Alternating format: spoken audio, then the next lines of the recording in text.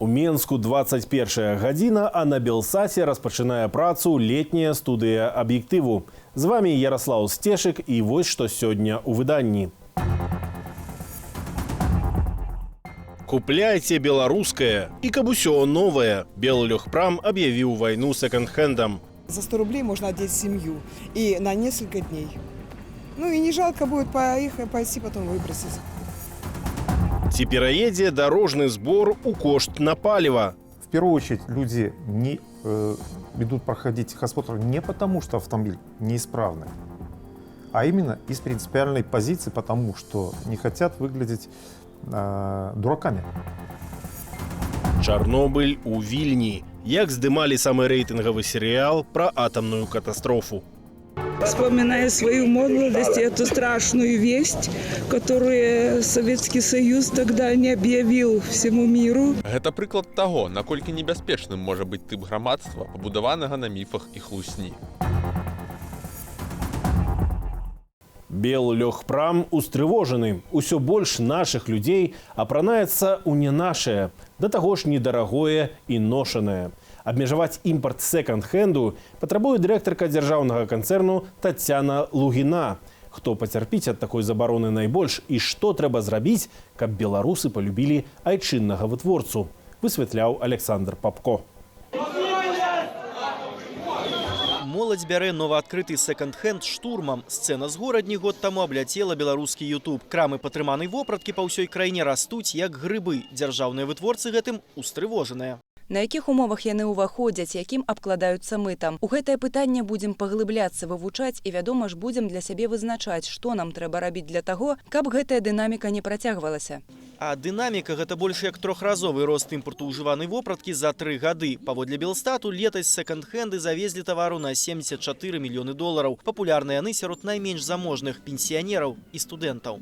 Средний чек, ну, давайте скажем, рублей 10. Это может человек оставить, приходя. Опять же, все зависит от дня, потому что бывают скидки. Ці гатовыя пакупнікі ахвяраваць гаманцом для падтрымання дзяржаўных фабрык. Сравнить цены на наши товары, да, и у секонд-хенда, конечно, гораздо они дешевле, а по качеству не уступают. За 100 рублей можно одеть семью и на несколько дней. Ну и не жалко будет пойти потом выбросить. Ничего закрывать не надо, не следует. Этого ухудшит обстановку. Пусть бы существовали и секонд-хенд, и подобные магазины. Я думаю, все зависит от достатка. Але і дзяржаўныя крамы не ратуюць Беллегпрам. Як сведчыць Белстат, непрададзенага адзення канцэрн запасіў ажно на 3 месяцы вытворчасці. Чаму нашыя людзі не хочуць апранацца ў нашае? Беларусы, в принципе, готовы купляць беларускае, як мы гэта бачым, на прыкладзе той же Мілавіцы, альбо Серж, альбо, напрыклад, салігорскай фабрыкі Калінка, якая працуе прыбыткова, і яна прыватная. Праблемы, як правіла, з дзяржаўнымі фабрыкамі. Іх дырэктары хочуць атрымаць субсідыі, а не прыбытак, лічыць эксперт. Беллегпрам бачыць прычыны сваіх праблемаў у іншым. У лютым ён папрасіў ад ураду абарону перад імпартам. Інтэрнэт-крамы, буйныя гандлёвыя сеткі і крамы секонд-хенду. Такое кола канкурэнтаў акрэсліў канцэрн.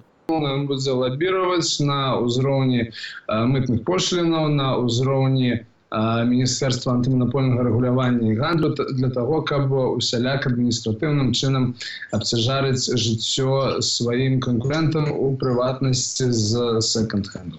Дырэктарка Беллегпраму прапановвае не толькі абмежаваць імпарт секонд-хенду, але і стварыць онлайн-краму для дзяржаўных вытворцаў вопраткі. Яшчэ адна прапанова – навучыць моладзь любіць дзяржаўнага вытворцу. Што для гэтага трэба зрабіць?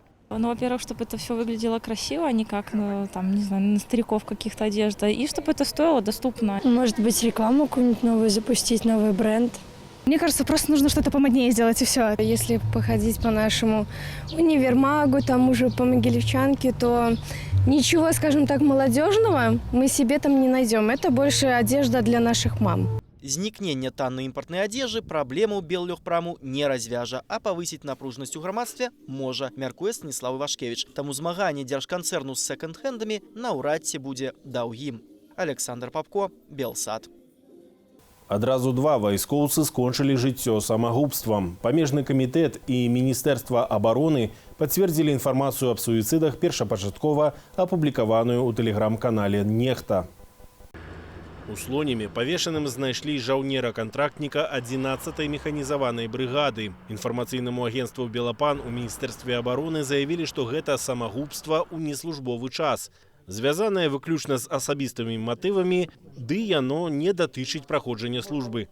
Прычына самагубства другога вайскоўца, памежніка, яшчэ высвятляюць. Цела 40-гадовага старэйшага прапаршчыка з агнястрэльнымі ранамі знайшлі ў памежнай зоне з Латвіяй. На месца накіравалася аператыўная група дзяржаўнага памежнага камітэту і прадстаўнікі следчага камітэту. Актывісты будуць ладзіць патрулі ў Курапатах, а таксама распрацуюць буклеты на англійскай мове для наведнікаў еўрапейскіх гульняў. Пра гэта абаронцы братэрскіх магілаў паведамілі на прэс-канферэнцыі ў Менску з нагоды гадавіны варты. Ближайшим часам мы адновім патруляванне вакол Курапатаў, бо працягваюцца факты вандалізма. Мы зробім буклеты па-ангельску, каб наведнікі еўрапейскіх гульняў маглі разумець, што гэта за месца.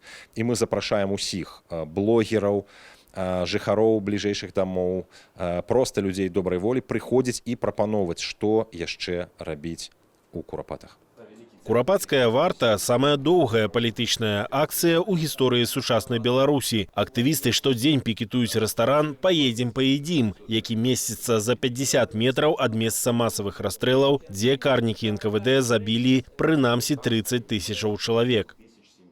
Гэтак званы дарожны збор усё яшчэ могуць уключыць у кошт паліва. Калі прапанова міністра фінансаў знойдзе водгук у адміністрацыі Лукашэнкі, то ад пачатку наступнага года збор на фінансаванне дарожнай інфраструктуры будзе аплачвацца асобна ад тэхагляду. Юлія Цельпук. Нагрузкі на дарогу кожнае аўта робіць свае. Мянчук Сергей Бурсукоў за тое, каб аплата за выкарыстанне дарог залежала ад прабегу аўтамабіля. Это максимально справедливый вариант был бы, потому что, опять же, я езжу регулярно, но я езжу мало по сравнению с другими. И, в принципе, платить как все, тут, конечно, чувствую некоторой несправедливости. Лагічна, што найбольш разбурае дарогу камерцыйны транспорт, а найменш малазабяспечанае насельніцтва, што ездзіць няшмат. Топливо это разумно, поэтому, конечно, кто больше ездит, тот должен больше платить, он же больше дороги портит. Это лучше, конечно, несомненно. Потому что кто-то ездит 2 раза в год на автомобиле, платит такие суммы, а кто-то каждый день и побольше, чем водители такси. Каб прайсці тэхагляд сёння, трэба аплаціць дарожны збор. Фіксаваную суму за дазвол транспартнаму сродку удзельнічаць у дарожным руху. Міністэрства фінансаў прапанавала з ліпеня аплачваць дарожны збор штомесячна. Адміністрацыя кіраўніка краіны спытала пра альтэрнатыву. Цяпер мы працуем над альтэрнатыўнымі варыянтамі. У тым шэрагу прапрацоўваем варыянт уключэння дзяржаўнай пошліны ў кошт аўтамабільнага паліва. Па-першае, гэта спраўджаны еўрапейскі варыянт, а па-другое, спосаб спагнання міністэрствам транспарту грошай з тых 40% аўтаў, якія паводле ведомства ездзяць без тэхагляду. Дзяржава недаатрымлівае запланаваныя $60 мільёнаў. В первую очередь люди не идут проходить техосмотр не потому, что автомобиль неисправный, а именно из принципиальной позиции, потому что не хотят выглядеть дураками, честно говоря. Потому что всех пытаются наклонить силой, заставить сделать то, что противоестественно. Тэхагляд не гарантуе спраўнасці транспарту, перакананы Анатоль Шаўчэнка з выдання «Автодайджест». Таму ён за ўлічванне транспартавага падатку ў паліва і супраць тэхагляду ў прынцыпе. Кіроўцы далучаюцца. Вообще было бы хорошо его убрать, потому что и так мы хорошо, так сказать, зарабатываем, чтобы платить эти налоги. Здесь я заправил определенное количество топлива, соответственно, я выездил его, машина стоит, я никому ничего не должен. Кіраўнік аналітычнага цэнтру «Стратэгія» нагадвае, што тым ці іншым транспартам карыстаюцца ўсе, а плацяць аўтаўладальнікі. Если они не будут платить, будет сплошное у нас бездорожье. Одни направления. Поэтому вообще-то самое грамотное решение вообще не брать с населения никаких взносов на дороге. У такім выпадку ашчадзім на працаўладкаванні органаў контролю і на абсталяванні. Яшчэ один момент. Если дороги хорошие, я согласен платить.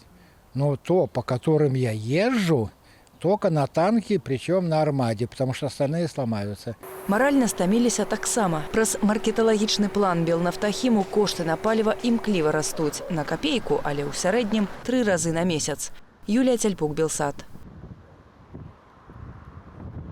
Балівар не вынесе двух. Як паведамляе Wall Street Journal са спасылкаю на ўласнай крыніцы ў расійскім міністэрстве абароны, Москва падобна згортвае актыўнасць у Венесуэле.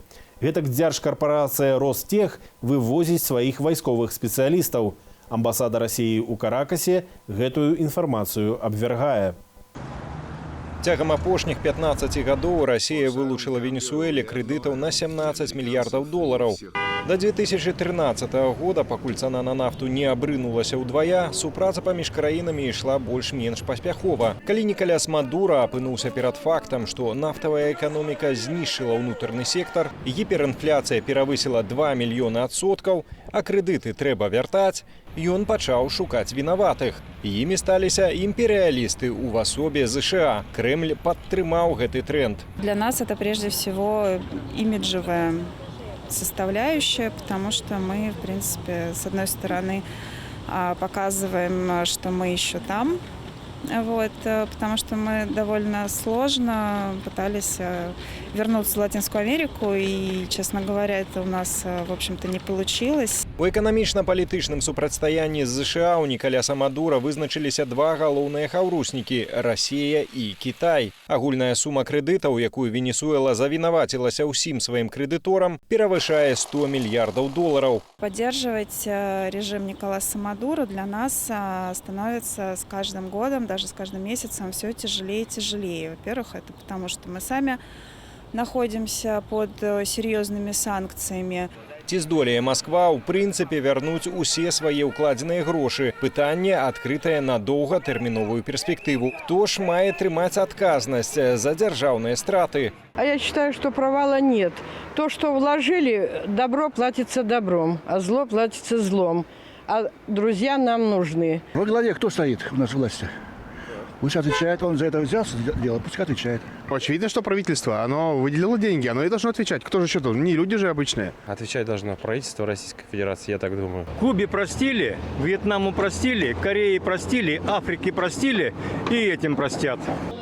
Найглыбейшы крызіс закрануў амаль усе галіны эканомікі. Паводле звестак фармацэўтычнай федэрацыі Венесуэлы у краіне адсутнічае 85% неабходных лекаў. У больніцах дзеці паміраюць папросту таму, што іх няма чым лекаваць.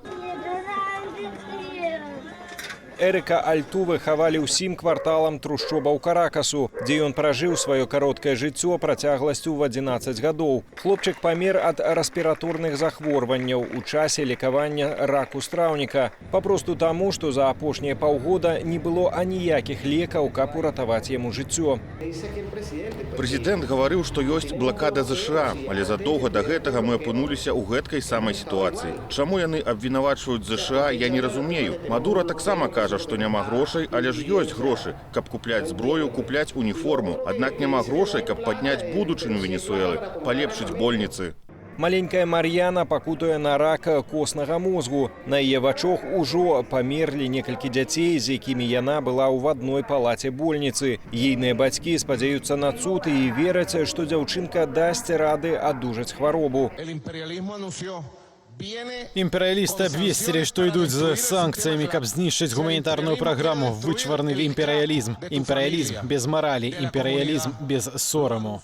Пакуль прэзідэнт Венесуэлы змагаецца на ідэалагічных фронтах з ЗША, дзеці Венесуэлы змагаюцца са смерцю і найчасцей церпяць паразу ў фінальнай бітве. Магчыма, калі Николяс Мадуро ўсё-ткі страціць аднаго з галоўных хаўруснікаў, сітуацыя пачне змяняцца ў супрацьлеглы бок. Ігор Віняўскі, Валер Руселік, Белсат.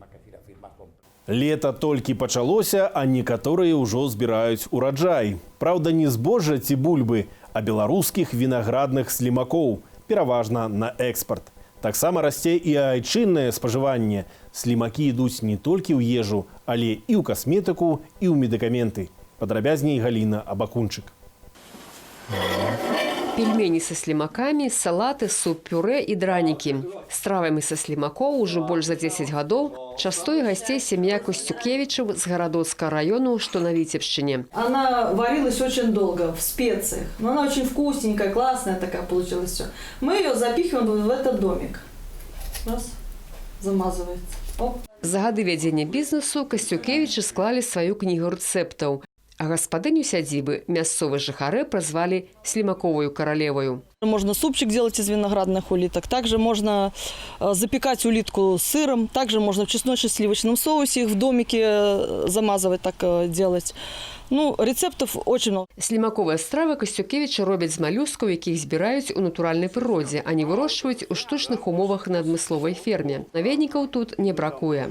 Женщины просят, чтобы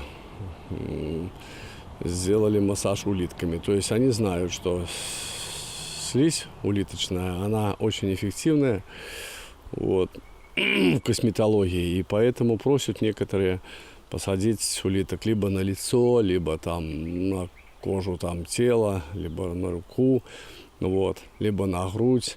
Ну, то есть такие места, которые должны быть красивые. На здараўленчую сілу гэтай лекавай працэдуры ўсё часцей спадзяюцца і спажыўцы мужчыны.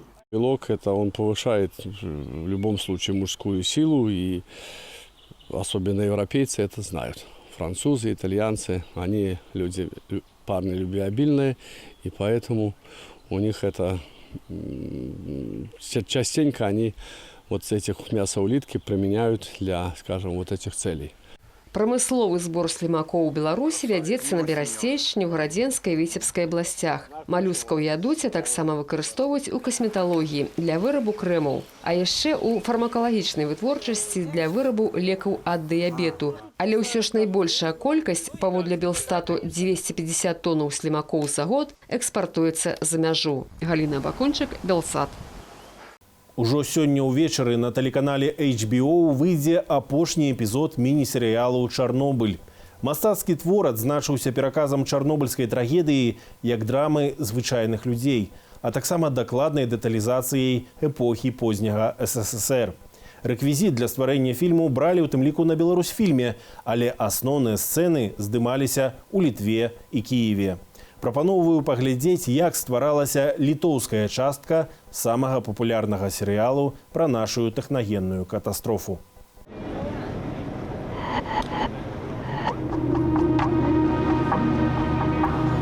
Я помню этот день очень хорошо. У меня родился сын спустя несколько дней после Чернобыльской аварии. Отголоски были везде, где я был. В Беларуси, в Литве и в Сибири. Вспоминая свою молодость и эту страшную весть, которую Советский Союз тогда не объявил всему миру, что такая беда случилась.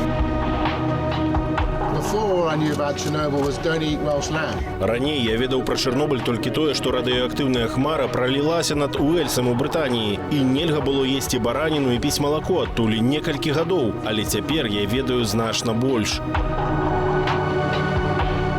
Никто не говорил нам ничего, что произошло. Мы узнали, наверное, через 3-4 дня, когда шведы объявили эту радиацию. Чарнобыль – гэта не прыклад небяспекі атамнай энергетыкі. Гэта прыклад таго, наколькі небяспечным можа быць тып грамадства, пабудаванага на міфах і хлусні. Я сам чуть не попал в Чернобыль, когда надо было ликвидировать аварию. Еле выкрутился. Мог попасть и, наверное, давно бы уже не ходил по этой земле после этой такой аварии страшной. То, что мои товарищи, которые там были, в основном все ушли уже туда. Калі я пачынаў гэты праект, я быў прыхільнікам атамнай энергетыкі, бо думаў, што гэта чыстая крыніца электрычнасці. Але цяпер маё стаўленне змянілася. Не думаю, што мы ў стане стрымаць гэтага звера. А цяпер час для прагнозу надвор'я на аўторак. З вамі быў Ярослаў Сцешык. Да сустрэчы.